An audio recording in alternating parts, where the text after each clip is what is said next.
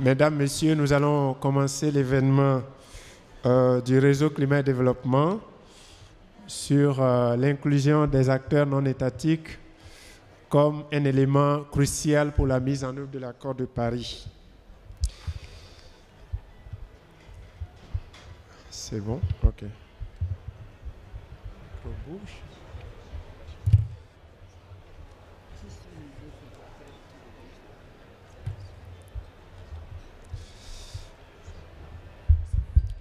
Allô?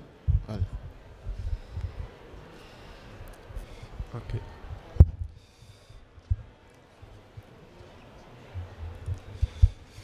OK, comme vous le savez, l'accord de Paris qui a été adopté en 2015 a lancé le début d'un processus pour l'action climatique dans les pays du monde.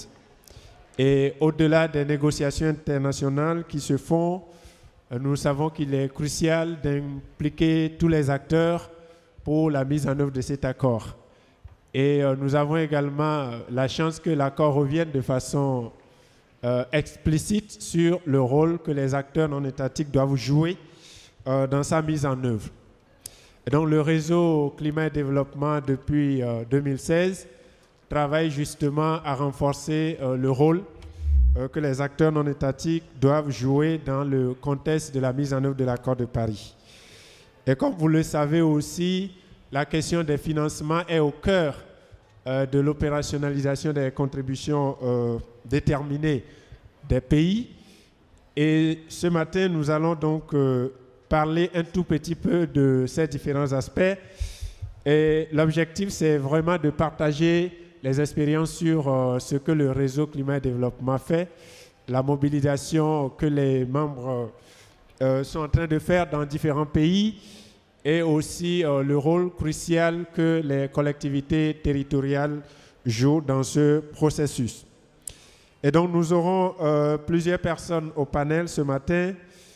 Nous allons parler d'abord de l'effort des ONG du Mali, l'implication de ces ONG pour la mobilisation des acteurs non étatiques au niveau du Mali.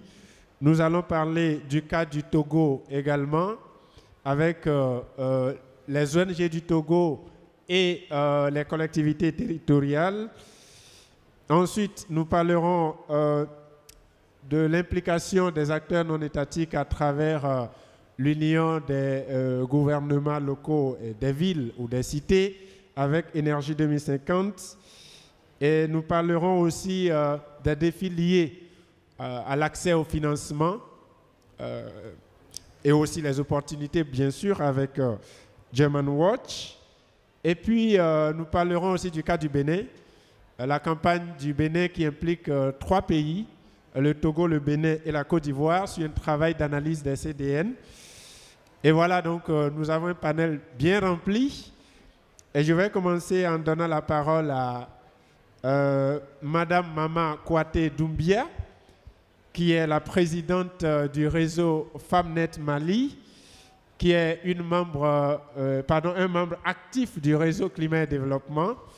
Je vais lui laisser la parole. Elle va nous partager l'expérience du Mali dans le processus d'implication des acteurs non étatiques. Merci Joseph. Je ne sais pas si le micro là marche. C'est allumé, juste le volume. Ça va? Ça va? Voilà, bonjour tout le monde.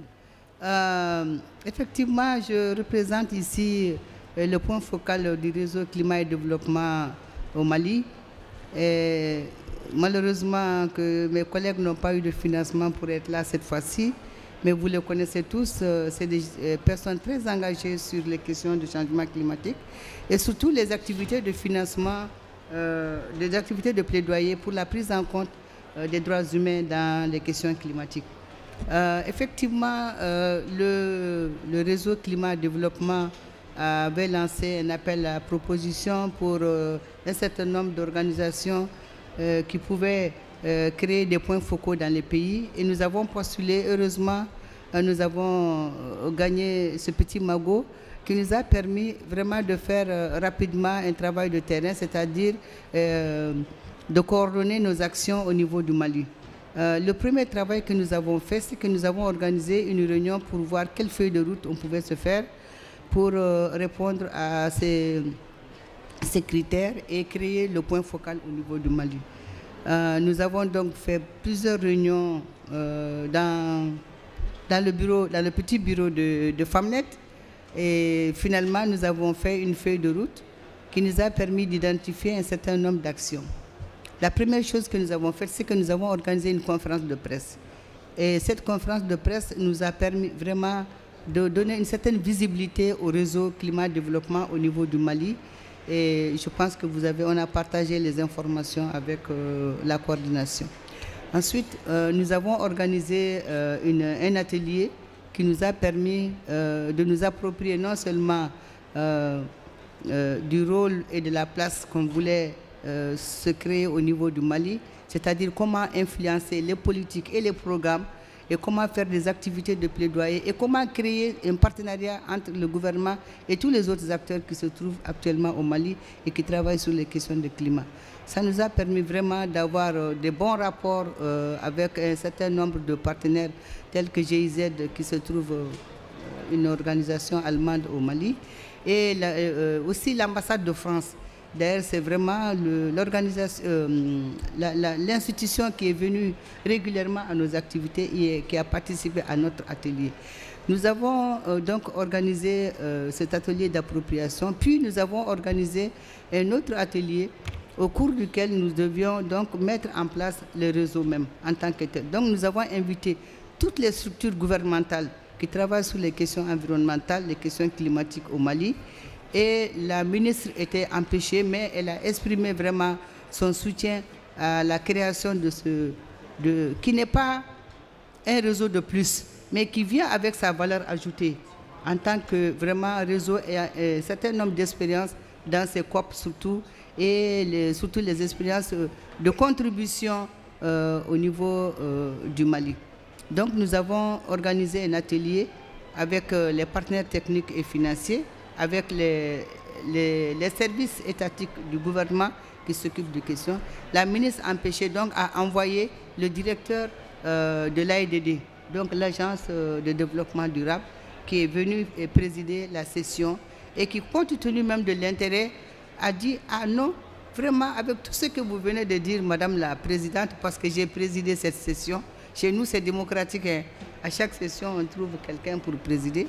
Alors vraiment, je vais rester pour savoir ce que c'est que RCD et comment nous pouvons travailler ensemble. » Il est resté toute la session. Nous avons travaillé. Nous avons exposé donc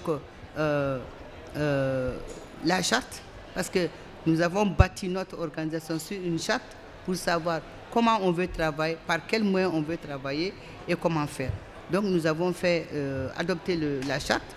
Ensuite, nous avons adopté le plan d'action qui nous a permis vraiment de savoir d'ici un an qu'est-ce que nous voulons faire. Nous avons été très smart, nous n'avons pas identifié beaucoup d'actions, nous avons identifié des actions de plaidoyer et surtout la restitution de cette COP qui est en train de se tenir.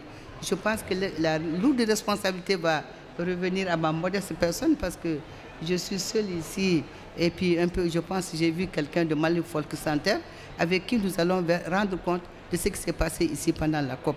Et comment aujourd'hui on peut influer sur la mise en œuvre de l'accord de Paris. Vous savez, c'est des enjeux très importants qui sont en cours et nous avons faiblement participé à l'adoption de la CDN chez nous, mais on n'est pas dans les autres maillons de mise en œuvre.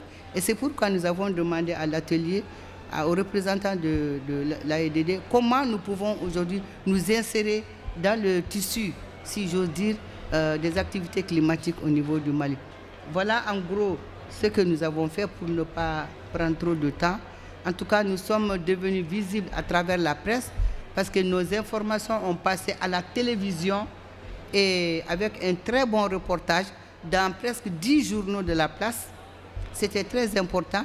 Et au sortir de la COP, parce que madame était vraiment occupée par les activités préparatoires de la COP, elle a demandé plusieurs fois excuse, mais elle dit qu'elle va recevoir la délégation.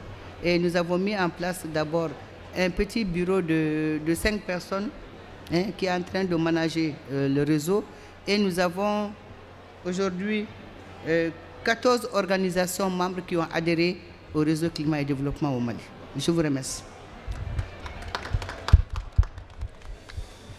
Merci beaucoup, Maman Kouaté, pour ce partage d'expérience. Je rappelle que le réseau climat-développement du Mali a été initié il n'y a pas longtemps, donc environ 2-3 mois. Et on voit déjà l'ampleur que cela commence par prendre, et notamment avec l'implication des partenaires bilatéraux comme la GIZ, l'ambassade de France et autres, et aussi l'impact que cela a déjà sur les acteurs gouvernementaux. Et comme elle l'a si bien souligné, l'implication des acteurs non étatiques dans la mise en œuvre des CDN ou de la CDN du Mali est fondamentale. Et je crois que c'est le cadre idéal pour pouvoir justement influencer le processus et faire le travail de mobilisation, mais aussi de suivi comme cela se doit. Donc merci, et nous croyons qu'avec le plan d'action qui est défini pour les années à venir, ce réseau va prendre de l'ampleur et faire la différence positive au niveau du Mali.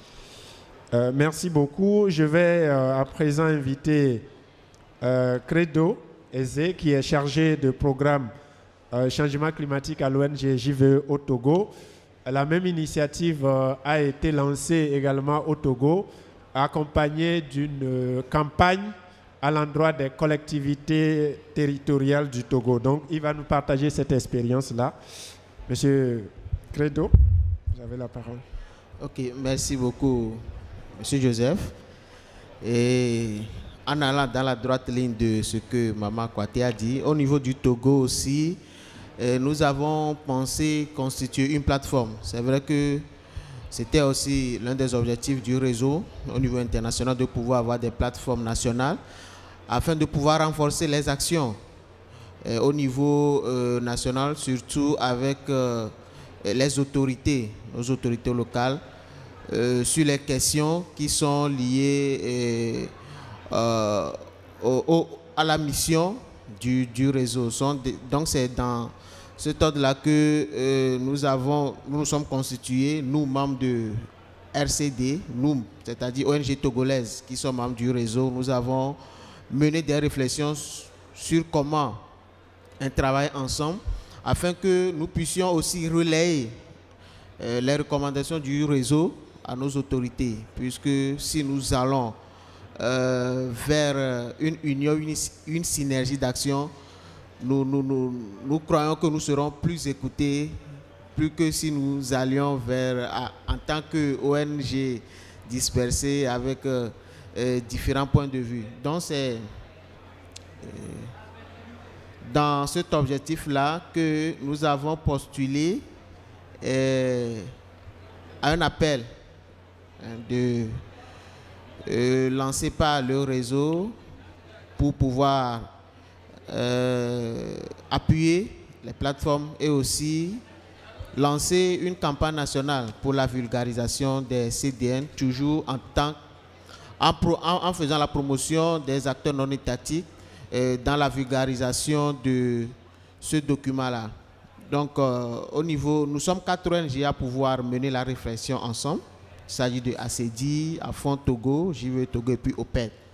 Donc, on s'est constitué pour former la plateforme et grâce à l'appui financier du réseau, nous avons fait un atelier de lancement. C'était le 6 octobre. Donc, c'était d'unir nos forces au sein d'une plateforme nationale pour être plus efficace dans la thèse des objectifs communs du réseau. Donc, et notre avantage est que les ONG qui sont impliquées dans cette plateforme-là sont des ONG qui sont reconnues par l'État togolais. Et l'État togolais travaille avec nous sur les questions liées au changement climatique et au développement durable en général. Donc, ce qui fait que nous nous sommes dit, si nous allons en union pour soutenir ou bien pour participer aux actions de l'État togolais, ce serait encore mieux, plutôt que d'aller individuellement. Donc nous sommes constitués et nous avons sollicité l'appui ou bien nous avons informé nos autorités sur le bien fondé de ce réseau-là. Donc les autorités étaient présentes lors de la cérémonie de lancement qui a eu lieu le 6 octobre passé. Donc lorsque nous avons fait le lancement, on n'est pas resté les bras croisés, on a continué avec une campagne nationale de renforcement de capacité des collectivités locales dans la mise en œuvre des CDN. Le constat a été que lors de la rédaction des CDN du Togo, c'est vrai qu'il y a des acteurs de la société civile, mais les collectivités locales ont été les oubliés dans l'élaboration de ce document-là. Or, dans l'accord de Paris, on a plus insisté sur l'agenda des solutions qui doit permettre aux villes de pouvoir mettre en œuvre les plans de développement sobres en carbone. C'est pour cela que nous nous sommes dit qu'il faut aussi qu'au niveau du Togo, les communes soient déjà impliquées dans les CDN-là. Et donc, avant cette campagne nationale, nous avons eu à animer une émission radio le 12 octobre, sur une grande radio de la place, une radio écoutée.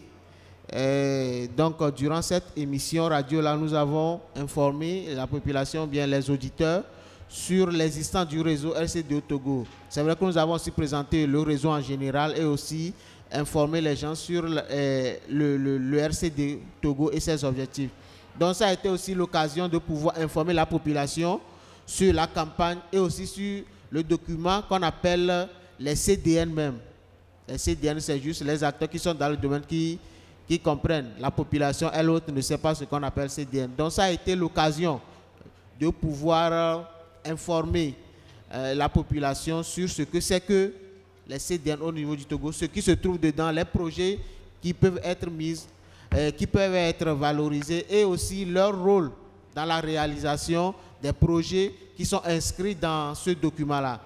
Donc, l'émission a été réalisée le 12 octobre et le jour qui a suivi, nous avons fait notre premier atelier de sensibilisation, bien de renforcement de capacité des collectivités territoriales. Donc, cette activité-là a vu la participation d'une dizaine de leaders locaux.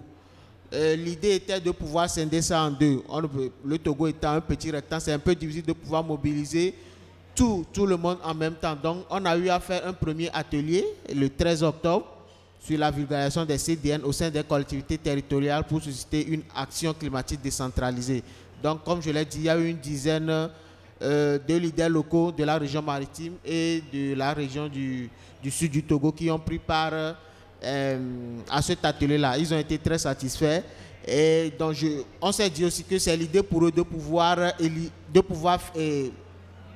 mettre sur pied des projets qui peuvent être soumis au Fonds vert pour le climat pour financement, puisque avec l'AND du Togo sur le Fonds vert, nous sommes en train de faire un travail pour pouvoir permettre au Togo aussi d'avoir accès à ces fonds. Donc, c'est un programme, c'est sous forme de programme qui est en train d'être réalisé et ça a été l'occasion de pouvoir informer aussi les leaders locaux là sur la mise en place des projets au niveau de leur commune pour pouvoir bénéficier de ces fonds-là. Donc, il y a beaucoup qui sont intéressés et qui nous ont dit qu'ils vont mettre sur pied des projets à soumettre à l'AND pour que nous puissions constituer un programme en général pour soumettre au Fonds vert pour le climat. Donc, c'est aussi un atelier qui leur a permis de pouvoir identifier les différents financements que nos communes au niveau du Togo peuvent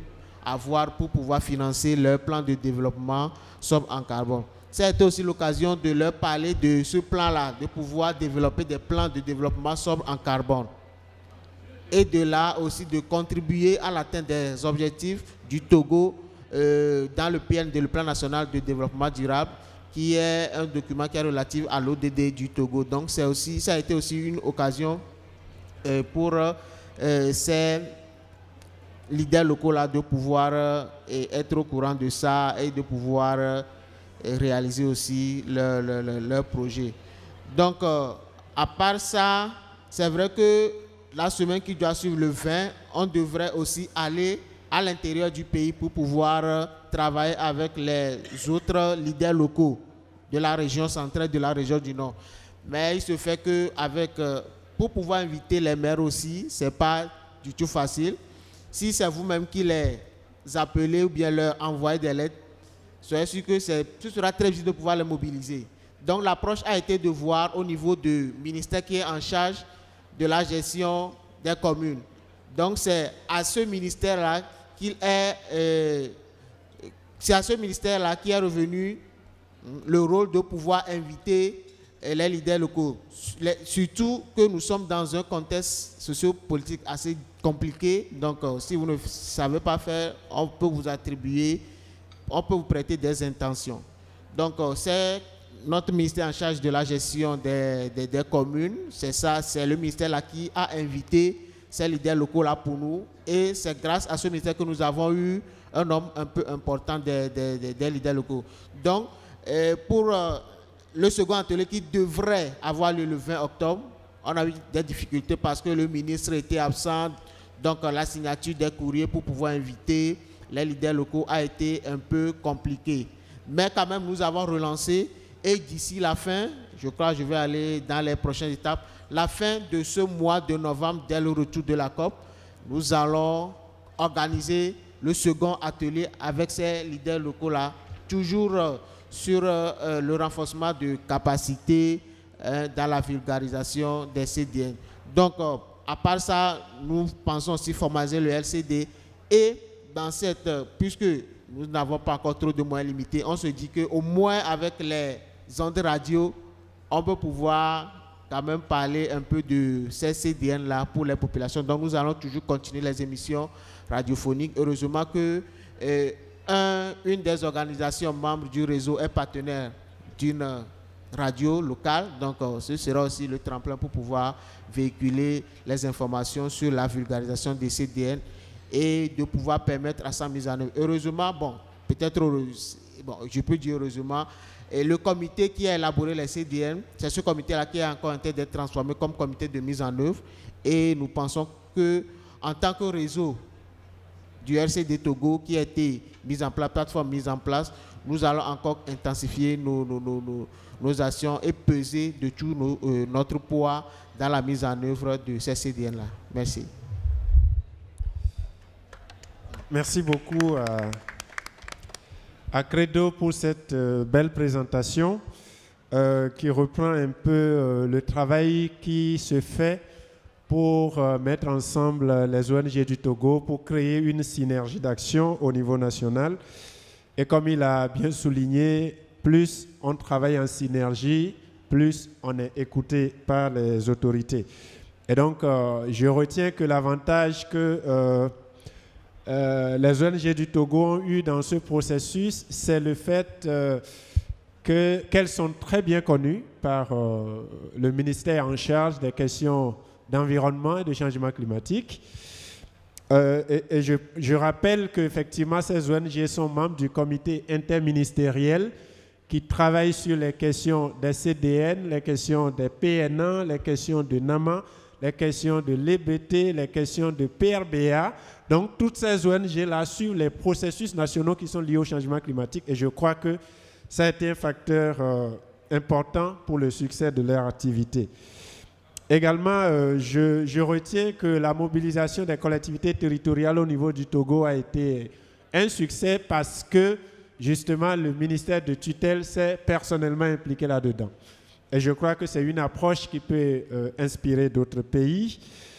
Merci beaucoup, en tout cas, pour ce partage d'expérience. Nous allons continuer et je vais donner la parole à Guillaume de Énergie 2050. Il va nous dire ce qu'ils font en matière de mobilisation des acteurs non étatiques. Énergie 2050 étant également une ONG membre du réseau Climat et Développement. Guillaume. Merci Joseph. Alors, dire ce qu'il faut, je ne sais pas, mais en tout cas, apporter un retour d'expérience.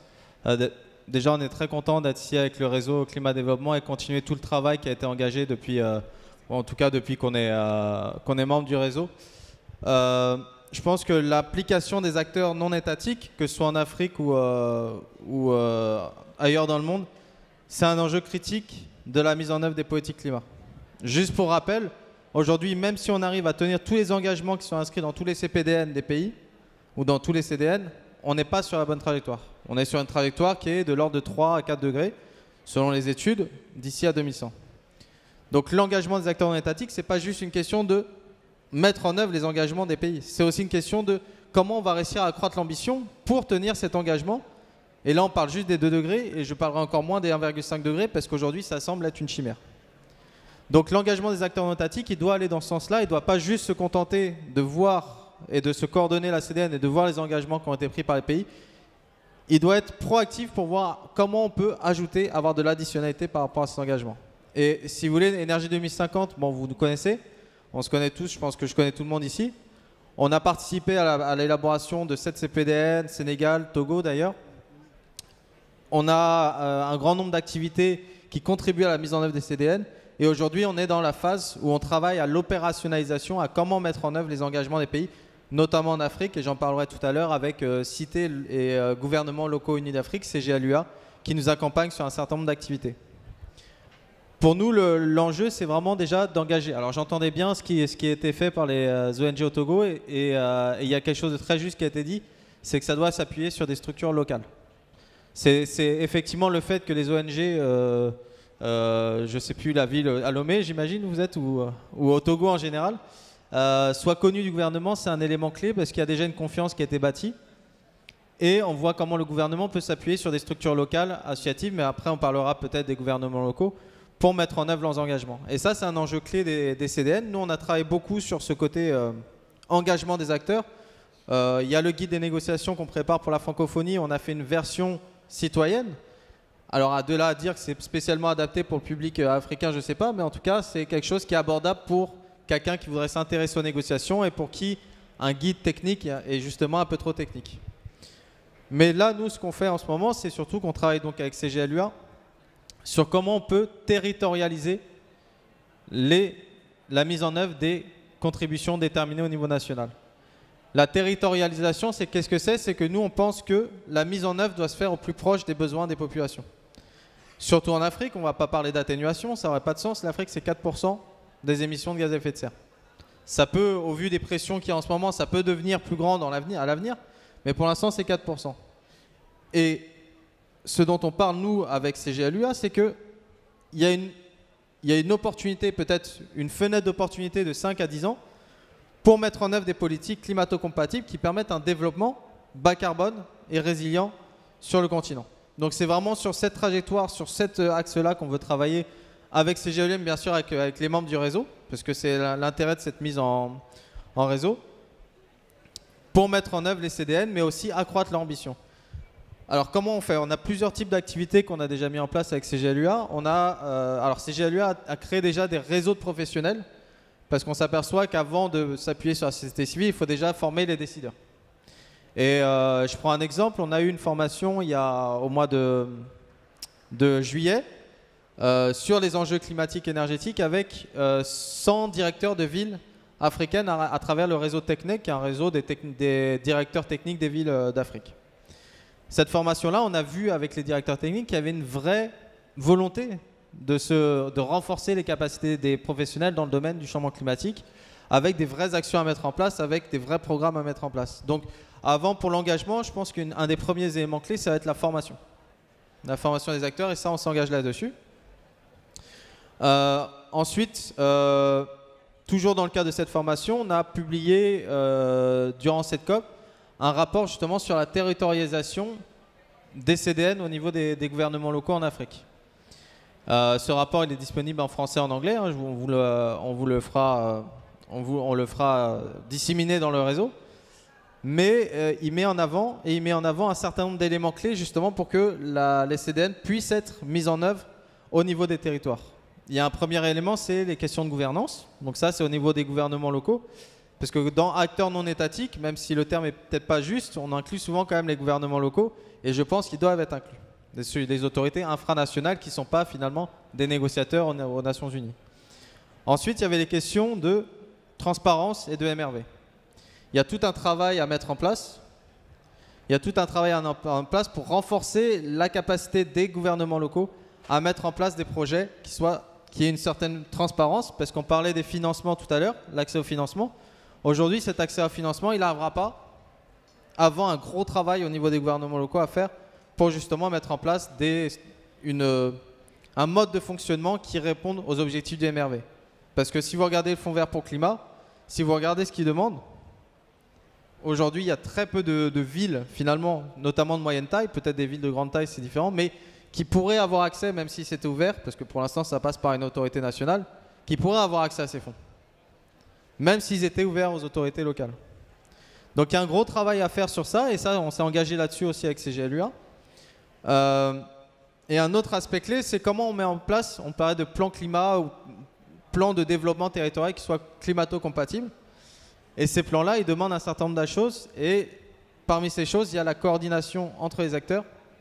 Donc une coordination horizontale et aussi une coordination verticale. Ça veut dire impliquer, non seulement s'intégrer, se coordonner avec les politiques nationales de CDN, d'où un intérêt aussi de coordination entre les acteurs, entre les autorités nationales, les gouvernements locaux, mais aussi une implication des citoyens, des ONG dans la mise en œuvre. Ça, c'est un élément crucial. Et cette implication n'a pas juste être descendante, c'est-à-dire de la CNUC vers les pays, vers les territoires, vers les citoyens, mais elle doit être ascendante parce qu'on voit, et ça c'est un intérêt de la COP, c'est qu'on a vraiment énormément d'initiatives, nous on est venu énormément nous parler, énormément d'initiatives de terrain qui peuvent être dupliquées, qui peuvent prendre plus d'ampleur si elles reçoivent le soutien des acteurs locaux. Et à côté de cette coordination, il faut aussi une coordination qui est un peu plus horizontale et qui implique l'ensemble des acteurs dans l'ensemble des domaines. Donc c'est tout ce travail de fond en fait qui doit être entrepris avant même de parler d'accès au financement, parce qu'aujourd'hui l'accès au financement pour les villes africaines, il faut bien le dire, ça n'arrivera pas de sitôt. Il faut être réaliste. Les fonds, déjà on n'en a pas assez, et si les fonds, s'il y en avait assez, ils seraient alloués en priorité pour l'instant aux programmes qui ont des forts impacts et qui passeraient par les programmes nationaux. Par contre, les villes peuvent effectivement, les autorités locales peuvent bénéficier de fonds qui sont alloués aux gouvernements nationaux, mais pour cela, il faut que les plans des villes s'inscrivent, des villes et des territoires s'inscrivent dans les CDN. Sans ça, il n'y aura pas accès aux fonds. Donc c'est tout ce travail-là qu'on essaye de faire, et également, et à travers le RCD et d'autres réseaux auxquels on participe, c'est la coordination entre les acteurs. Sans coordination entre les acteurs, ça veut dire que chaque action que vous faites, ça sera un one-shot et ça sera perdu. Là, moi, ce qui a été présenté juste avant sur les formations des villes à mettre en place des plans climat, bah, il a fallu que j'attende d'être ici pour l'apprendre. Et c'est des activités qui sont très intéressantes et qu'on aurait pu évoquer dans le rapport qu'on a fait. On a aussi monté une task force sur l'accès des villes à la finance climat. Avec CGLUA, il y a la BOAD, il y a d'autres acteurs qui veulent s'intégrer. Toutes ces actions de terrain qui finalement sont très locales servent à alimenter les stratégies, notre façon de travailler avec des acteurs au niveau global. Donc il faut vraiment ces échanges entre autant top-down que bottom-up qu'il faut développer.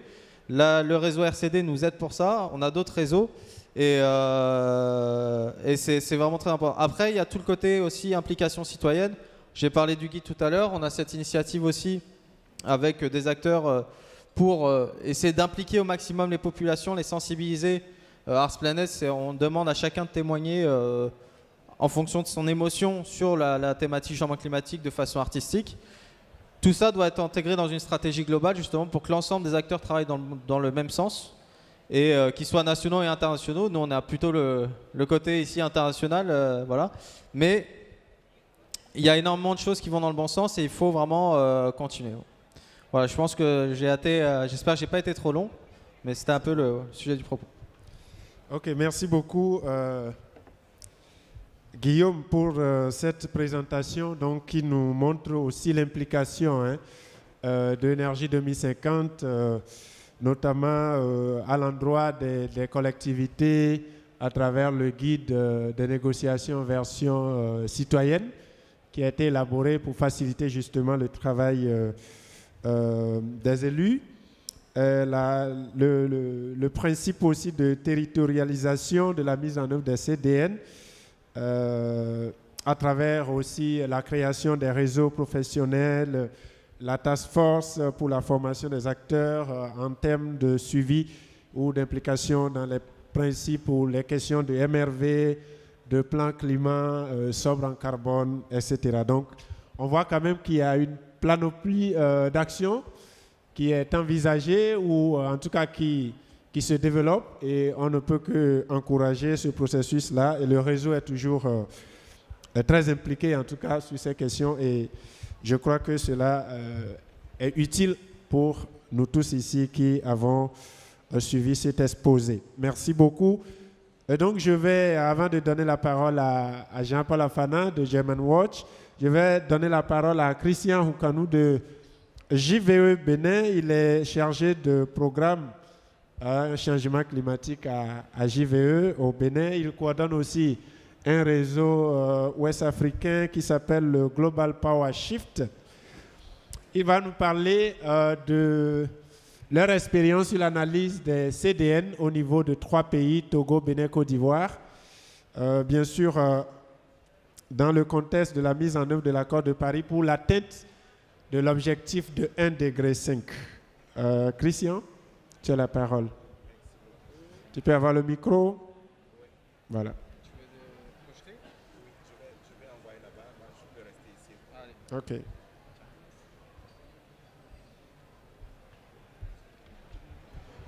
OK, merci beaucoup, Joseph.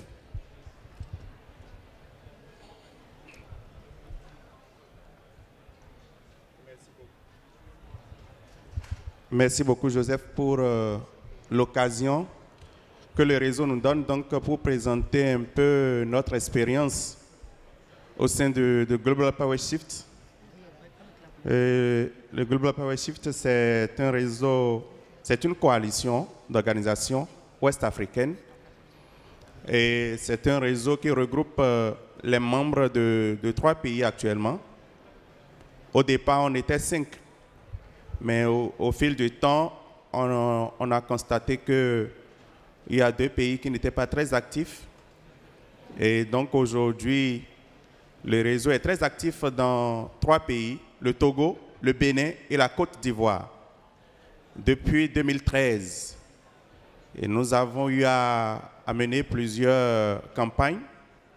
Et la campagne que je dois présenter, que d'abord le réseau Climat et Développement a soutenu, nous a permis de travailler sur les contributions déterminées au niveau national, au niveau des 3 pays. Et donc, le temps que ça vienne, OK.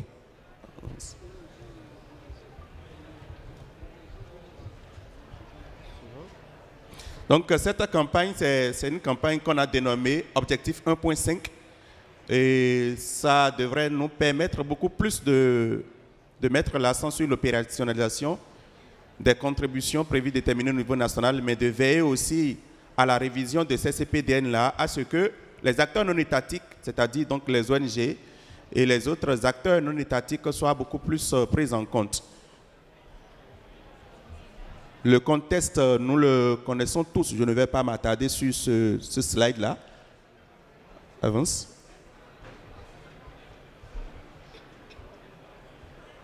Ça ne bouge pas? OK, d'accord.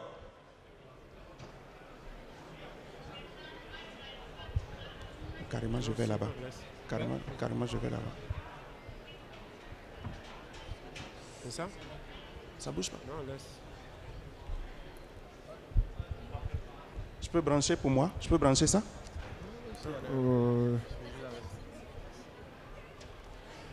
Ça n'avance pas? Ça n'avance pas. Oui, amène ton ordinateur, on va attendre. Est-ce qu'on peut changer de place? Tu peux venir là? On va aller là. Est-ce que tu peux brancher ça là?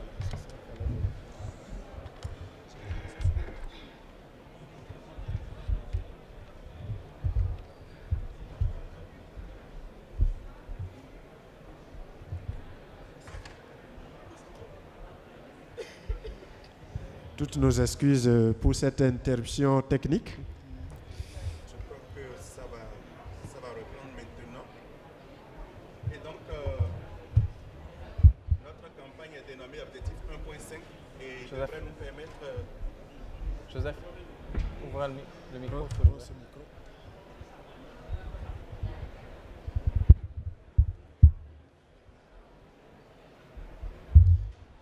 Et devrait donc nous permettre de veiller à l'opérationnalisation des contributions déterminées nationales au niveau de 3 pays, le Togo, le Bénin et la Côte d'Ivoire.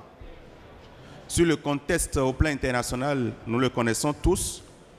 Et donc, cette campagne devrait durer 2 ans. Mais nous nous sommes dit qu'au-delà des 2 ans de mise en œuvre de cette campagne-là, nous avons beaucoup plus une vision sur le long terme. C'est de veiller à ce que nous accompagnons les décideurs dans nos différents pays à garder le gap pour l'atteinte des ambitions. Les ambitions qui sont donc la limitation des émissions de gaz à effet de serre, mais aussi le renforcement de l'opérationnalisation des contributions déterminées au niveau national, mais aussi les plans nationaux d'adaptation. C'est ça donc la vision pour cette campagne. Et donc, à ce titre, l'objectif de notre campagne, c'est contribuer à la lutte contre les changements climatiques à travers des actions de sensibilisation, d'éducation environnementale et de promotion des services énergétiques fiables et durables pour tous d'ici à 2030 au moyen des sources renouvelables. Et donc notre campagne cible le focus, nous avons mis le focus sur 2 objectifs de développement durable. L'objectif 7 qui vise donc à faire la promotion des énergies nouvelles et renouvelables et l'objectif 13 des ODD qui vise donc à lutter contre le réchauffement climatique. Et la coalition que nous constituons, les 3 organisations du Bénin, du Togo et de la Côte d'Ivoire, promeut donc un développement sobre en carbone et un accès aux services énergétiques durables pour garantir aux communautés vulnérables un mieux-être social, économique et écologique. Ainsi, les questions de justice climatique, sociale sont mises en valeur dans nos différentes activités à travers les mobilisations et les plaidoyers. Dans cette bataille, les efforts doivent être fédérés donc au niveau sous-régional pour promouvoir les services énergétiques fiables et durables. Et donc, pour revenir sur le financement que nous avons reçu du réseau Climat et Développement, ce financement devrait nous permettre d'accompagner les décideurs à travers donc, le processus de révision des contributions déterminées au niveau national, à travers le renforcement des capacités d'influence des ONG et leur réseau pour accompagner la mise en œuvre des contributions déterminées au niveau national. Parce que nous avons fait le constat que lors de l'élaboration des contributions prévues déterminées au niveau national, les ONG ont été très peu impliquées. Elles ont été très peu associées et même leur réseau, même les réseaux forts des ONG dans nos différents pays, nous avons fait le constat que même les réseaux qui sont autant forts dans nos différents pays n'ont pas été impliqués comme cela se doit. Et en termes de réalisation, nous avons d'abord commencé par conduire une étude. Notre étude dans les 3 pays devrait nous permettre donc de voir l'implication dans l'élaboration des CPDN, de l'élaboration donc des documents, les CPDN, l'implication des ONG. Et nous avions aussi pour mission de fouiller les documents qui existent, de voir si les thématiques sur lesquelles le réseau Climat et Développement travaille, ces thématiques-là sont prises en compte. Et en termes de thématiques, nous avons donc la thématique énergie, adaptation, agriculture, sécurité alimentaire, genre, droits humains et financement. Et donc, pour présenter un tout petit peu les résultats auxquels nous sommes aboutis dans les 3 pays, là, je mets ensemble les résultats des 3 pays. J'ai fait une synthèse de l'étude qui a été réalisée aussi bien au Togo, au Bénin et en Côte d'Ivoire. Et en termes de contenu, aujourd'hui, pour les documents que nous avons dans nos différents pays, les CDN, les contenus que nous avons, donc, les CDN prennent en compte aujourd'hui, nous avons les thématiques liées à l'atténuation, à l'adaptation, aux finances, au renforcement de capacités, le transfert de technologies et un arrangement institutionnel. Et donc, toutes ces thématiques-là sont prises en compte dans les documents que nous avons aujourd'hui dans les 3 pays. en tout cas les 3 pays dans lesquels nous avons réalisé l'étude, le Togo, le Bénin, la Côte d'Ivoire, ces thématiques-là sont ressorties dans les documents.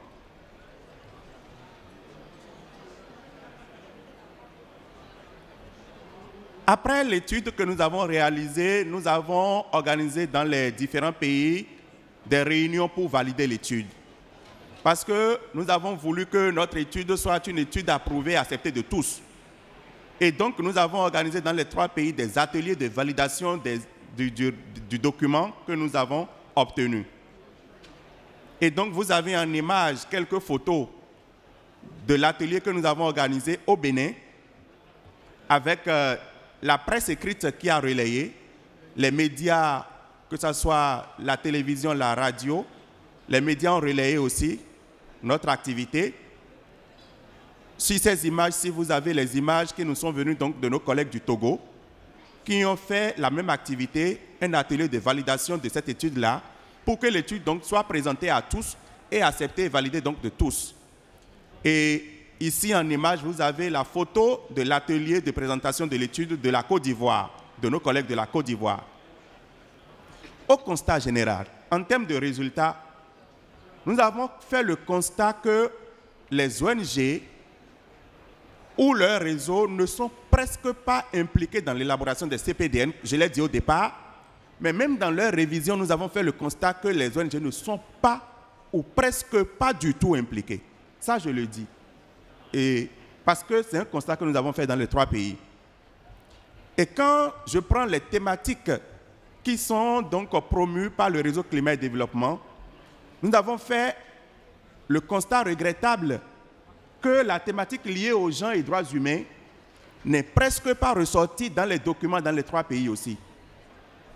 Aussi bien les CPDN, même leur révision, les documents révisés que nous avons, qui sont déjà postés sur le site de la Convention aujourd'hui, ne prend pas en compte l'aspect genre et droits humains, alors que c'est des thématiques sur lesquelles nous travaillons au sein du réseau Climat et Développement. Et quand je prends au niveau des 3 pays, le cadre de mise en œuvre des contributions déterminées au niveau national qui sont élaborées, le cadre ne prévoit pas aussi de place pour les ONG. C'est-à-dire que quoi? Les ONG n'ont pas été impliquées dans l'élaboration et on ne leur permet même pas de s'associer à la mise en œuvre. Ça, c'est un constat que nous avons fait aussi dans les 3 pays. Au vu donc de ces constats, qui sont donc des résultats que nous avons obtenus dans les différentes études que nous avons réalisées, nous avons développé une stratégie médiatique pour communiquer autour de ces résultats-là. Et notre stratégie médiatique nous a permis d'être invités dans certains médias dans nos différents pays, que ce soit les télévisions, les radios et la presse écrite, pour pouvoir dire en fait ces constats amers que nous avons faits. Et ces constats, comme je l'ai dit au départ, nous avons invité aussi bien les structures de l'État, c'est-à-dire les cadres du ministère de l'Environnement dans nos différents pays et les cadres aussi d'autres ministères sectoriels qui sont impliqués dans les CDN et les ONG, nous les avons invités à un atelier de validation. Et donc, ces résultats que je partage aujourd'hui avec vous ont été approuvés par les ONG dans nos différents pays qui ont participé à notre atelier de validation. Et donc, au vu de ces constats-là, nous nous sommes dit qu'il faut d'abord donc communiquer autour de ça et qu'il faut donc faire des actions à l'endroit des décideurs pour que véritablement ces constats que nous avons faits soient donc des recommandations que nous formulions à leur endroit et pour que les ONG et leurs réseaux soient véritablement pris en compte dans la mise en œuvre parce qu'aujourd'hui, les documents sont déjà élaborés et c'est même déjà publié sur le site de la Convention, mais dans la mise en œuvre, nous avons fait des recommandations pour accompagner tout cela. Et donc voilà quelques photos aussi des interventions dans les médias que nous avons réalisées.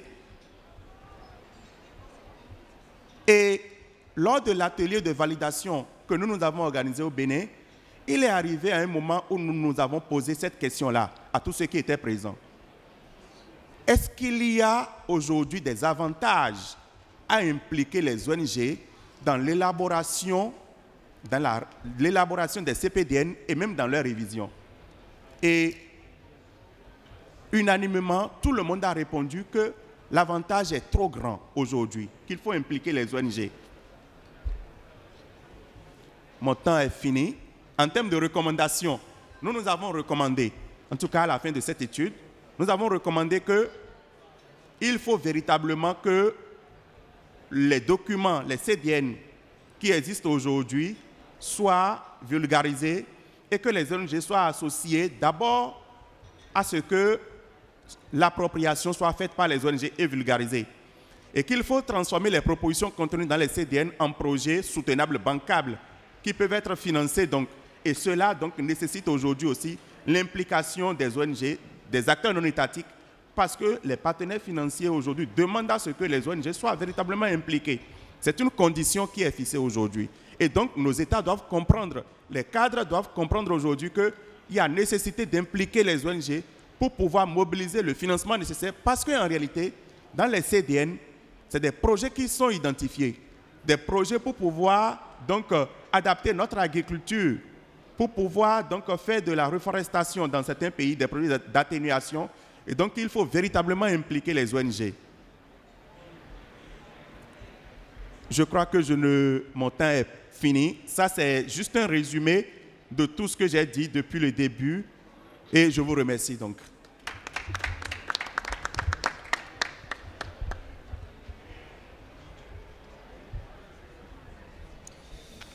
Merci beaucoup à Christian pour ce partage d'expérience. Je vais le rappeler en quelques mots. C'est une étude donc, sur les CDN au Togo, Bénin et en Côte d'Ivoire. Et l'idée, c'était vraiment de renforcer les OSC, les réseaux d'OSC sur la mise en œuvre de l'accord de Paris. Et donc, 3 études ont été réalisées dans ces différents pays-là, prenant en compte des thématiques prioritaires pour l'Afrique, notamment l'adaptation, l'agriculture et la sécurité alimentaire, les énergies renouvelables, l'efficacité énergétique, les financements, le genre et les droits humains. On retient donc en conclusion que dans les CDN de ces pays, les ONG ne sont pas suffisamment impliquées. La question du genre reste toujours sur le tapis, ainsi que la question des droits humains. Et puis, le cadre n'a pas été suffisamment inclusif. Je retiens également qu'une stratégie médiatique a été développée pour pouvoir partager les résultats des études et des recommandations formulées pour améliorer le cadre de mise en œuvre des CDN dans les 3 pays. Merci. Tout à l'heure, vous aurez l'occasion de réagir sur ces présentations. La dernière communication donc, sera faite par Jean-Paul Afana de l'ONG German Watch, basé ici en Allemagne. Il va nous parler un peu des financements climat, notamment quelles sont les opportunités pour les acteurs non étatiques aussi, mais aussi les défis auxquels ces acteurs font face. Et donc, Jean-Paul.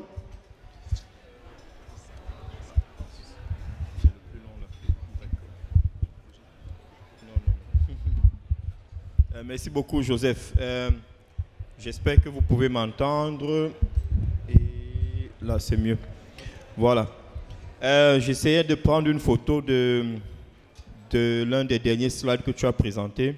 J'aime bien cette recommandation-là, c'est-à-dire, je vais essayer de la lire ou bien tu peux essayer de retourner. Recommandation.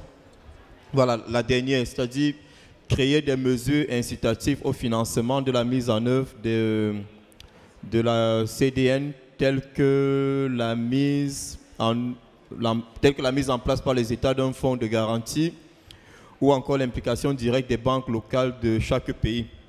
On a par exemple le cas du Maroc, je ne sais pas si on a des collègues qui viennent du Maroc, où le Maroc a une entité accréditée au Fonds vert pour le climat qui est une banque locale, la CDG Capital par exemple.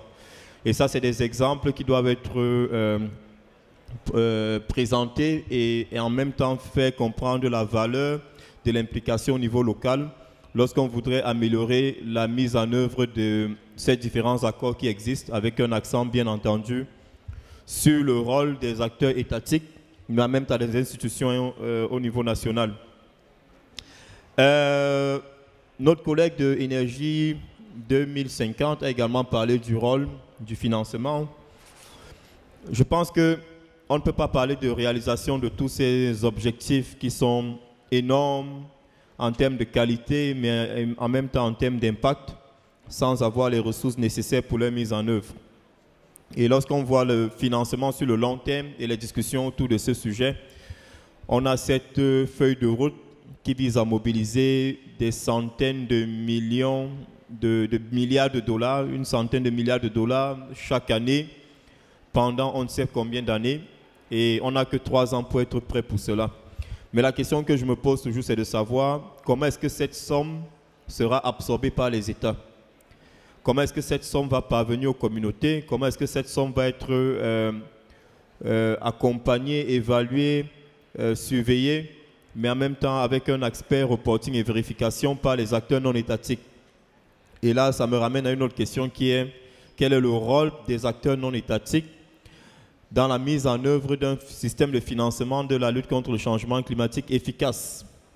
On a des fonds qui sont créés qui reconnaissent juste le rôle des acteurs non étatiques comme observateurs lors des décisions qui sont prises par des conseils qui existent, mais on n'a pas une approche qui permet d'impliquer ou de préparer la société civile au niveau local pour pouvoir accompagner ces projets, ces financements et de pouvoir dénoncer lorsque les objectifs ne sont pas atteints ou alors de pouvoir contribuer à une implémentation qui aura des bénéfices pour les communautés. Malheureusement, on n'a pas de scénario idéal pour cela. Et je pense que le fait de n'avoir pas de scénario idéal offre une opportunité à la société civile de se réunir, de développer des stratégies, des approches, des mécanismes, mais en même temps des activités, des programmes qui peuvent permettre de renforcer les capacités qui n'existent pas dans plusieurs pays pour jouer un rôle central. Moi, ça me fait toujours beaucoup de peine de rencontrer des acteurs qui ont beaucoup d'initiatives, beaucoup de bonnes idées, mais qui manquent de financement. Et c'est le même message qui ressort toujours. La plupart des panels auxquels j'ai pris part ou auxquels j'ai assisté depuis le début de cette conférence, c'est nous avons ce projet, nous avons cette idée, mais nous n'avons pas de financement. Et moi, je regarde d'un autre côté, je vois des centaines de milliards qui sont annoncés, des dizaines de milliards qui sont dans l'enveloppe du Fonds vert pour le climat actuellement. Hier, le Fonds pour l'adaptation a mobilisé 86 millions de dollars américains pour financer des projets d'adaptation.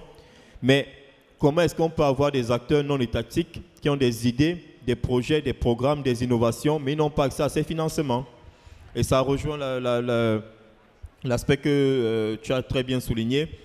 On n'a pas un système qui permet de simplifier l'accès au financement, notamment par les acteurs de la société civile. Il faut partir par des entités accréditées venant des gouvernements ou des entités parapubliques ou des entités privées comme des banques pour pouvoir accéder au financement. Mais on n'a jamais eu une possibilité pour une organisation non gouvernementale de pouvoir directement accéder à ces financements-là.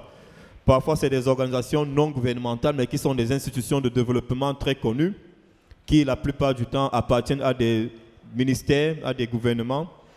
Mais ce n'est pas la même chose lorsqu'on parle d'une ONG dans un pays qui a développé une possibilité de promouvoir l'huile d'argan, par exemple, dans l'adaptation au changement climatique dans une zone aride, pour pouvoir créer des emplois, fournir une alimentation aux populations, mais en même temps contribuer au développement local. Ce n'est pas la même chose. Et le mécanisme financier auquel nous faisons face actuellement est très très complexe parce que c'est un mécanisme qui reconnaît le rôle des banques multilatérales qui absorbent des grosses sommes d'argent et la plupart du temps ces sommes d'argent parviennent difficilement entre les mains parviennent difficilement à la société civile, mais on a des exemples qui fonctionnent très bien. Moi, ce que j'aimerais qu'on puisse explorer ensemble dans le cadre de ces quelques minutes sur la finance, c'est qu'est-ce qu'on peut apprendre des exemples qui existent déjà et qu'est-ce qu'on peut faire pour améliorer l'accès et simplifier cet accès-là. La société civile a joué un rôle très majeur dans la simplification de la proposition d'accès au financement auprès du Fonds vert pour le climat. On a des formulaires de centaines de pages qui sont compliqués, il faut donner une information en anglais, il faut faire de la recherche, il faut mettre des données sur la table, il faut en même temps se donner du temps. La plupart du temps, il faut au moins 2 années pour développer une proposition de projet. Il faut une autre année pour avoir accès à l'accréditation, pas en tant qu'observateur, mais accréditation pour pouvoir accéder au financement. Ça fait 3 ans. Et si le problème que vous voulez adresser dans votre communauté a un impact sur les vies humaines, sur une durée de 6 mois, vous prenez 3 ans, ça vous fait 6 mois fois 6, si je ne me trompe pas dans les calculs. Et là, vous pouvez comptabiliser le nombre de personnes qui vont perdre leur vie pendant que vous essayez d'accéder au financement. Et c'est des messages parfois qui ne parviennent pas aux membres des conseils qui prennent les décisions sur l'accès à ces financements. Il faut que la société civile puisse communiquer ces besoins-là, ressortir l'urgence de l'accès à ces financements, mais en même temps développer ses capacités. Il faut développer les capacités pour pouvoir absorber ces sommes d'argent. Si une ONG n'a jamais géré un budget d'$1 million américains et vous voulez postuler un programme de financement qui donne minimum 2,5 millions de dollars américains, mais c'est une bataille perdue d'avance. C'est une bataille perdue d'avance. Et la Banque africaine de développement, par exemple, promeut de plus en plus la création de coalitions, de consortiums. Vous prenez une ONG comme ENDA, vous prenez une ONG comme AFON, vous prenez une ONG comme celle de notre ami au Djibouti, qui chacune a eu à gérer 500 000 dollars américains. Vous faites la totalité, vous vous rendez compte que votre budget annuel ensemble, en tant que consortium, va au-delà de 3 millions de dollars américains. Et lorsque vous allez vers la Banque africaine de développement, vous présentez cela, ils disent oui, effectivement, vous avez la capacité d'absorption. Mais cela manque. Et parfois, on dit on veut accéder au financement sans réfléchir et peut-être mûrir la réflexion en interne sur quelle est notre capacité. Est-ce qu'on peut vraiment mettre en œuvre de tels projets? Et un autre problème avec la société civile, les OSC, c'est le fait de toujours vouloir aller en rang dispersé. C'est un problème qu'on décrit tout le temps. Je suis satisfait lors de cette COP de constater que dans plusieurs coins, on a des affiches ou des posters qui présentent des coalitions de plusieurs acteurs qui se mettent ensemble. Et chaque fois que je m'arrête, je jette un coup d'œil, je reconnais au moins 2-3 organisations que je connais ou avec lesquelles j'ai eu à collaborer. Et moi, ça me fait plaisir de voir qu'on se rend compte qu'en fait, fonctionner en rang dispersé ne nous mène pas loin. On ne va pas assez loin. On a des résultats qu'on peut présenter, on a des activités qu'on a menées, mais ce n'est pas suffisant. Lorsque la société civile a fait remarquer au Fonds vert pour le climat qu'il faut rendre l'accès au financement simple, c'était une discussion politique qui avait l'air de ne jamais vouloir se débloquer. Mais lors de la dernière réunion du Fonds qui s'est tenue au Caire en Égypte, ils ont approuvé ce document qui a été sur les tables de négociation pendant au moins 2 ans. Ce qu'on appelle le SAP, Simplified Approval Proposal Process. C'est-à-dire rendre le formulaire simplifié, rendre le processus de prise de décision sur ces financements simples, mais en même temps améliorer la capacité, c'est le readiness, c'est-à-dire la préparation des acteurs, des institutions et des organisations qui veulent accéder au financement. Ça, c'est des plaidoyers, des résultats, des bonnes pratiques qu'il faut promouvoir et qu'il faut soutenir.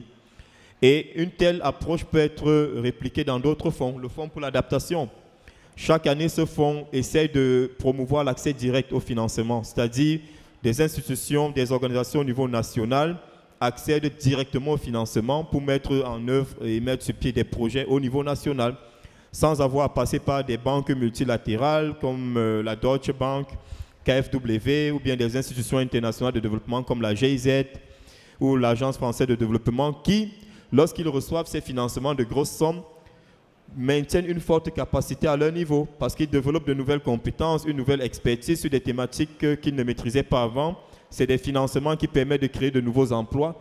Mais au niveau de la société civile, on a toujours besoin de se battre, de survivre pour pouvoir payer nos staffs, payer nos besoins et même nos locaux en termes de location. Mais ces financements existent et contribuent à un minimum 10% dans ces frais d'administration. Et je pense que ce n'est pas impossible. Je suis content de voir le cas de ENDA. Vous allez me dire toujours ENDA, toujours ENDA. Il faut reconnaître la vérité. Lorsqu'une ONG se démarque, il faut reconnaître ce démarquement-là. L'ONG ENDA aujourd'hui joue un rôle dans la mise en œuvre des projets financés par le Fonds vert pour le climat au Sénégal. Le dernier projet qui a été approuvé pour le Sénégal avec l'Agence française de développement, ENDA jouera un rôle dans la relocalisation des populations affectées dans des localités, le renforcement de capacité, la sensibilisation. Et ENDA joue un tel rôle avec le Fonds pour l'adaptation, le projet qui a eu lieu à Saly, Joal et Rufisque au Sénégal entre 2012 et 2014. C'est des exemples et moi j'aimerais qu'on puisse s'asseoir ensemble, apprendre les uns des autres et s'accompagner main dans la main quand on voudrait accéder à ces financements. Sans financement, si on ne réussit pas à avoir une feuille de route précise, ce n'est pas encore clair. Hier, on a eu la décision sur le financement sur le long terme qui a été approuvée et qui sera soumise à la COP aujourd'hui, mais c'est un document très faible. Il est très très faible en termes de contenu. Et si on ne réussit pas à avoir une feuille de route précise sur comment mobiliser et absorber, parce qu'on parle beaucoup plus de mobilisation, 100 milliards de dollars, c'est bien, il le faut, chaque année à partir de 2020, mais comment absorber cela? Et il faudrait peut-être que le Fonds vert pour le climat, le Fonds pour l'adaptation, puisse créer des sous-entités responsables de financer des actions venant de la société civile directement. L'accès direct pour la société civile. Donc c'est ce que je voulais apporter comme réflexion dans notre discussion.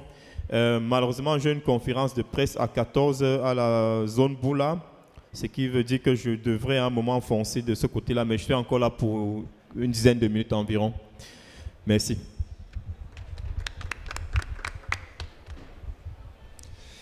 Merci beaucoup Jean-Paul pour ces réflexions assez intéressantes sur la mobilisation et aussi l'absorption des financements climat. En tout cas, tu es revenu sur un certain nombre d'interrogations qui nous interpellent en tant que société civile, puisqu'on se plaint tout le temps qu'on a des projets mais on n'a pas d'argent alors qu'il y a de l'argent qui dort quelque part. Donc je crois que ces questions sont fondamentales et sans revenir en détail sur ces questions, je vais vous laisser quelques minutes de réflexion ensemble, 5 à 10 minutes d'échange sur les différentes communications que nous avons eues. Ah, un panéliste avant tout? Non, mais c'est pas peut-être par rapport à nous. Non, c'était vraiment par rapport à l'intervention, parce que du coup, je me presse, parce que comme il va partir, je voudrais bien interagir. Très clairement, ce que tu as dit là sur le constat de la finance climatique, il est réel. Il y a des vrais problèmes. Alors déjà, il y a un problème de mobilisation. Il y a pas, les 100 milliards, on ne les a pas. Et si on les a d'ici 3 ans, je veux bien continuer à y croire. Mais à mon avis, on ne les aura pas. Voilà. Bon, ça, non, mais il faut être réaliste. Au bout d'un moment, il faut arrêter de se raconter des histoires. Il y a effectivement la readiness, la SAP qui ont été mises en place justement pour faciliter l'accès. Mais là, je vais être comme aussi brutal. Pour un acteur non étatique isolé, il n'y aura jamais accès à cette finance. Il ne faut pas se faire d'illusions. Cette finance climat, pour l'instant, elle est accessible via les pays pour des projets d'envergure. La seule moyen pour aujourd'hui, pour une structure, notamment en Afrique, de bénéficier de ces financements, c'est de s'inscrire dans un projet. Tu parlais d'ENDA, qui a un projet qui s'est inscrit dans un projet. Ce n'est pas ENDA qui va recevoir l'argent, c'est parce qu'il s'inscrit dans un projet qui lui-même est inscrit dans la CDN. Et c'est que comme ça aujourd'hui que les autorités. Et évidemment, il y a énormément de projets, mais il ne faut pas oublier que les fonds climat, ce n'est pas la panacée, que le climat, c'est un enjeu avant tout en Afrique de développement, et qu'il y a peut-être d'autres structures qui offrent peut-être des financements pour des projets de petites envergures qui peuvent soutenir. Mais moi, ce que je voudrais dire, c'est vraiment ce besoin, et là, ça rejoint tout à fait ce que fait le RCD, c'est de structurer l'action des autorités, des gouvernements et des ONG en Afrique pour justement avoir cette force de frappe. Tu parlais tout à l'heure d'avoir un budget qui corresponde au moins à un volume de gestion qui corresponde au budget qu'on demande. Si on se place du côté de la Banque mondiale, de la Banque africaine de développement, finalement cette condition est peut-être un peu logique parce qu'ils ont des fonds publics à investir et qui veulent que la structure en face ait la capacité et démontrer la capacité à gérer ces fonds. Donc vraiment, il ne faut pas se faire d'illusions parce que sinon on va perdre du temps. La critique, le constat qu'on fait sur le fonds vert, on le partage tous et il est valide. Maintenant, ça n'empêche pas qu'à notre niveau, on doit faire aussi les actions nécessaires pour pouvoir se structurer et pour pouvoir bénéficier de ces financements. Merci. Autre demande de parole?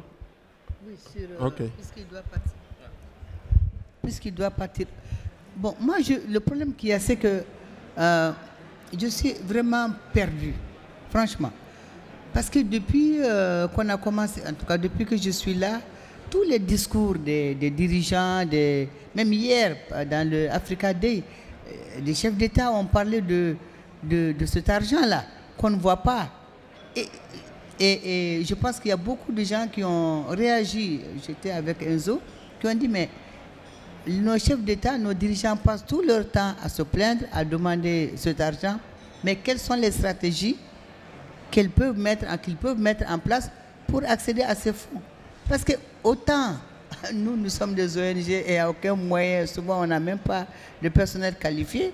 Mais les États ont quand même les moyens et les personnels qualifiés pour pouvoir accéder à ces fonds. Et vous avez fait un certain nombre de propositions, mais je pense qu'elles ne sont pas suffisantes. Je pense qu'il faut beaucoup plus. Et il faut beaucoup plus travailler sur les questions de renforcement de capacité et d'espace. Parce que souvent, on n'a même pas d'espace pour faire le plaidoyer. Celui qui vous a précédé a parlé de la situation dans les 3 pays qui sont des exemples. Même moi, dans mon pays, quand on a préparé le document sur la CDL, on nous a invités, je ne sais pas, au moins quelques heures avant, même pas une journée. Quelques heures, on m'a donné, j'ai couru, j'ai dit, mais ce n'est pas possible. C'est ça qu'on va présenter à la COP. Et c'est maintenant qu'on nous appelle et on nous a amené de ces chiffres. C'est-à-dire qu'on ne se retrouvait même pas. Et c'était juste une matinée. Ce n'était même pas la journée. Donc, en écrivant nos noms, bon, on dit que la société civile était là. Mais est-ce que la société civile était là quand on concevait ces documents et quand on en discutait même? Parce qu'on nous a dit, on ne nous a fait que le MAP. On n'a pas donné le temps même aux gens. Après, à midi, on a dit, bon, il faut manger, venez prendre vos perdiens, partez. Excusez-moi, vraiment, c'est ridicule, mais c'est comme ça que ça se passe. Je voudrais vraiment que vous nous donnez davantage d'informations ou de stratégies pour qu'on puisse travailler peut-être mieux que nos États, mais il y a problème. Merci. Oui, Credo. Peut-être je vais un peu partager l'expérience du Togo dans ce domaine de fonds verts. Et comme M. Jean-Paul a dit, ce sont des fonds qui sont colossaux pour pouvoir bénéficier de ça et aussi avoir la capacité de consommer. Ce n'est pas nos ONG locales là, dont le budget ne fait même pas 100 millions par an, qui vont aller. Donc, ce que je sais du Togo, notre entité nationale désignée fait quand même beaucoup d'efforts dans ce domaine. Il y a un comité qui a été mis en place pour suivre. Donc, l'idée, c'est de pouvoir aller, comme vous l'avez dit, ensemble. Donc, c'est tout un programme qui est en train d'être fait. Donc, lui, son souci, c'est que les ONG viennent lui proposer les projets pour qu'il puisse faire un programme. Si, par exemple, tu as ton ONG, tu penses que c'est 50 millions dont tu as besoin, tu viens, tu proposes 50 millions. Donc, c'est tout un programme qui va aller soumettre au fonds vert. Et maintenant, lorsque l'argent sera là, les ONG vont essayer de pouvoir bénéficier des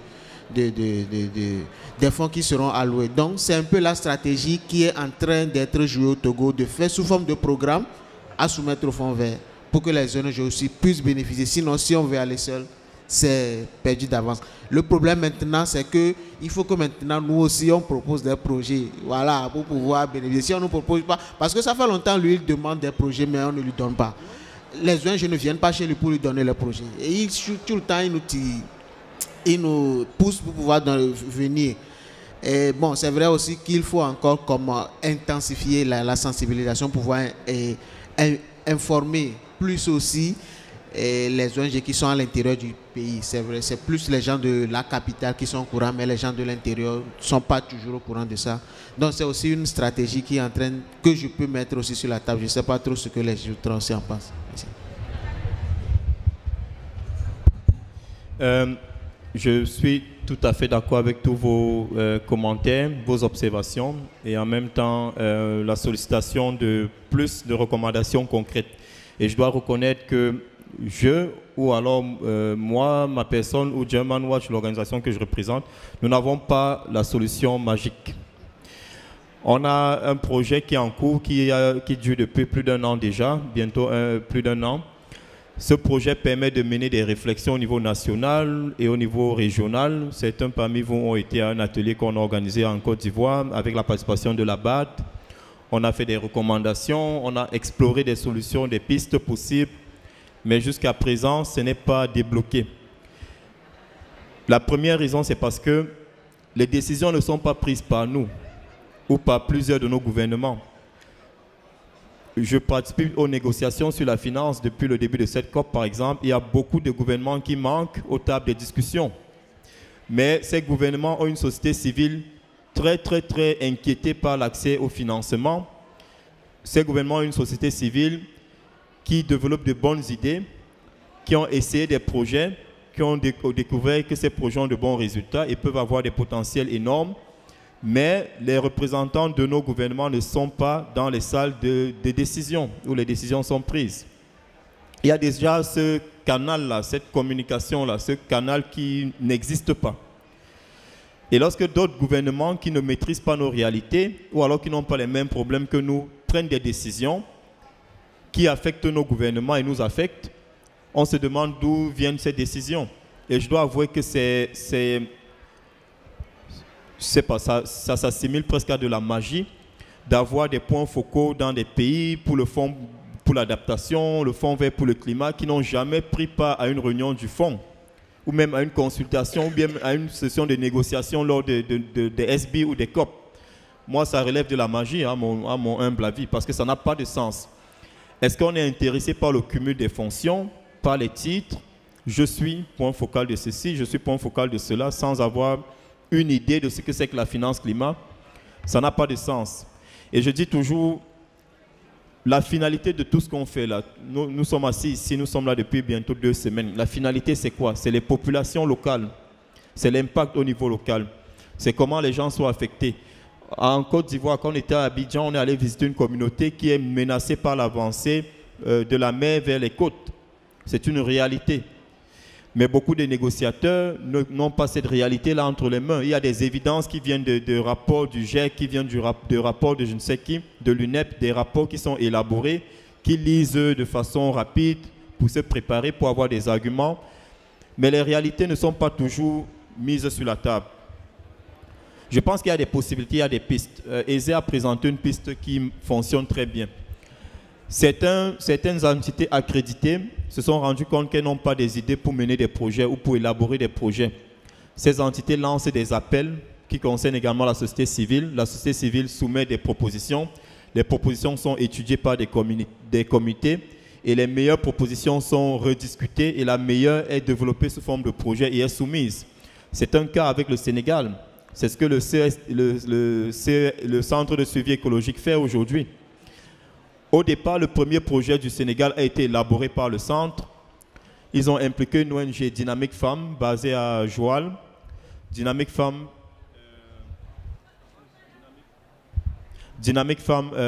aujourd'hui a accédé à un financement du GEF à cause de l'expérience qu'elle a eue avec le projet du Fonds pour l'adaptation.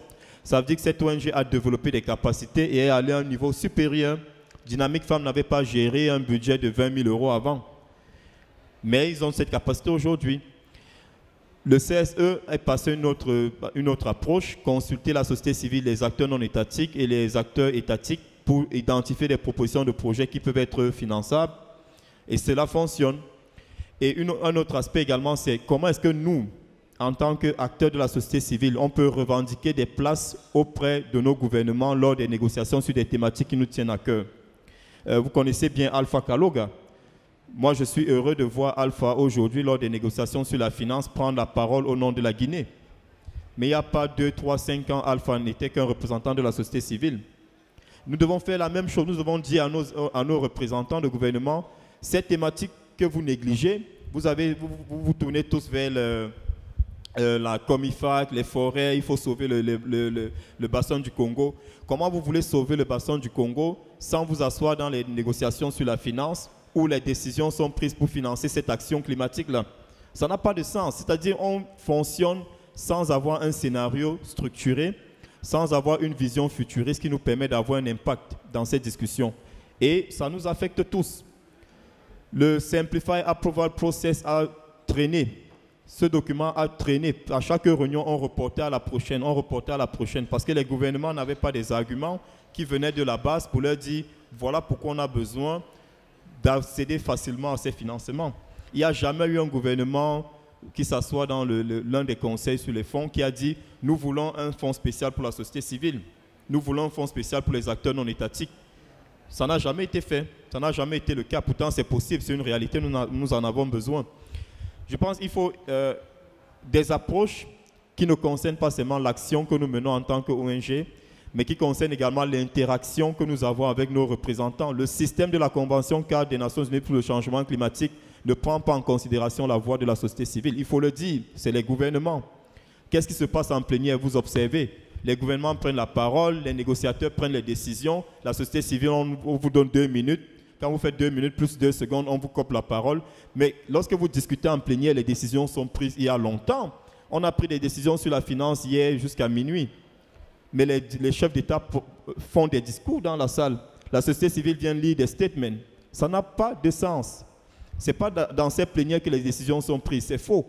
Les décisions sont prises lors des groupes informels, les groupes de contact qui discutent. Et la plupart des représentants qui ont de bonnes relations et de bons contacts avec la société civile, qui sont capables de prendre notre message et de les mettre sur la table de négociation, ne sont même pas dans ces salles. C'est vrai. Ce n'est pas des discours, c'est une réalité. Et une déléguée m'a demandé hier, mais on a combien de pays impliqués dans l'ONU? Pourquoi est-ce que cette salle est vide? J'ai dit, bon, on a 192 États membres, gouvernements États membres. C'est à peine si on a une cinquantaine qui négocient sur la finance. Je n'ai pas de solution ou de réponse à ce problème-là. Et je suis d'accord, on ne va jamais, avec ce scénario, cette approche, on ne va jamais mobiliser ces 100 milliards. Et pourquoi même mobiliser ces 100 milliards en demandant uniquement aux pays développés de le faire? Même les pays non développés, entre guillemets, peuvent contribuer à cet objectif-là. Pourquoi est-ce qu'on catégorise?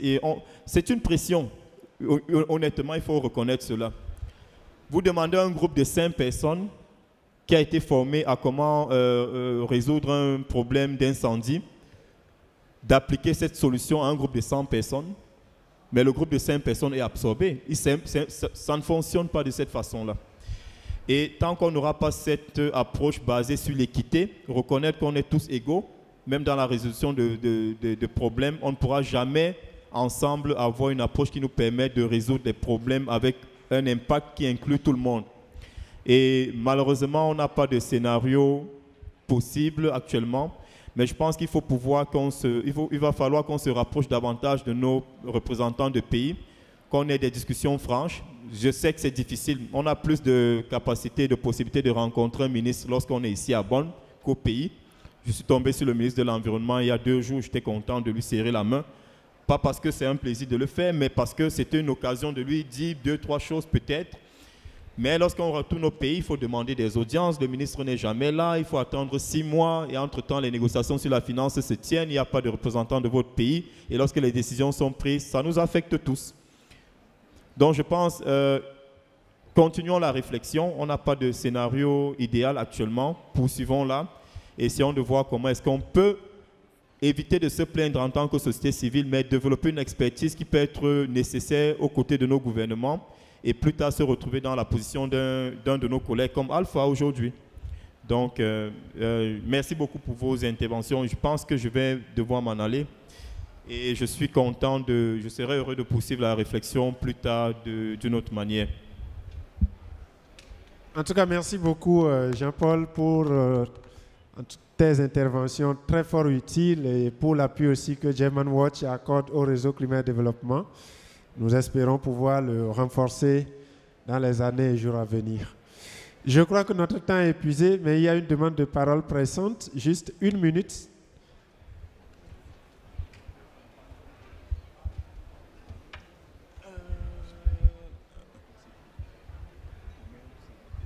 Bonjour à tout le monde. Je suis M. Diossou, membre de la diaspora togolaise, aussi qui fait le même combat que vous. Je réside en France, mais j'apporte quand même quelques réflexions et puis d'expertise à mes amis qui sont sur le terrain au Togo. Dommage qu'il soit parti, Jean-Paul. J'ai suivi les interventions des uns et des autres qui sont très utiles, instructives. Pour le cas des représentants, par exemple, sur le débat de financement au niveau des Nations Unies, je pense que nos pays qui sont en partage, ou bien qui en partagent plutôt le français, nous sommes, on dirait, entre griffes, mal représentés. Parce que souvent, dans les séances, la langue utilisée, c'est l'anglais. Et ce qui fait que ça embête certains à ne pas comprendre la contenance de ce qu'on discute. C'est ça qui nous embête. Et toutes les informations qui me sont parvenues font état de ce que ceux qui nous représentent, ils s'ennuient quand il y a des dialogues, sur les débats qui constituent surtout le financement. Et les pays anglophones, ils sont en avance parce que c'est leur langue officielle et ils sont très à l'aise. Ce qui fait que quand on désigne le rôle de la société civile aujourd'hui dans nos pays respectifs, c'est de mettre en place des recommandations ou bien de pousser le gouvernement à bien choisir ceux qui vont discuter quand il s'agit des débats sur le financement. Ça, c'est très important. Je vais aborder dans le même sens que mon compatriote, par exemple, qui parlait du fait que le fonds vert, c'est des projets choisis par le gouvernement en place.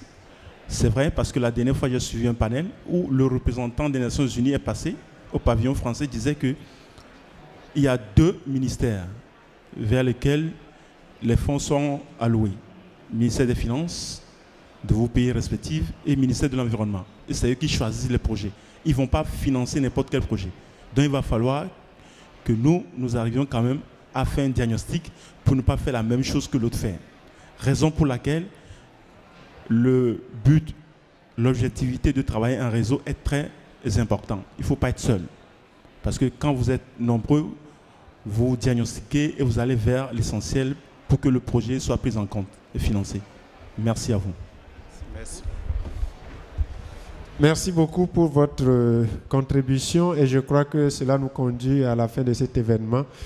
Je crois qu'on a tiré beaucoup de leçons de ce qui se fait dans les différents pays et aussi des défis que nous devons relever en tant que société civile.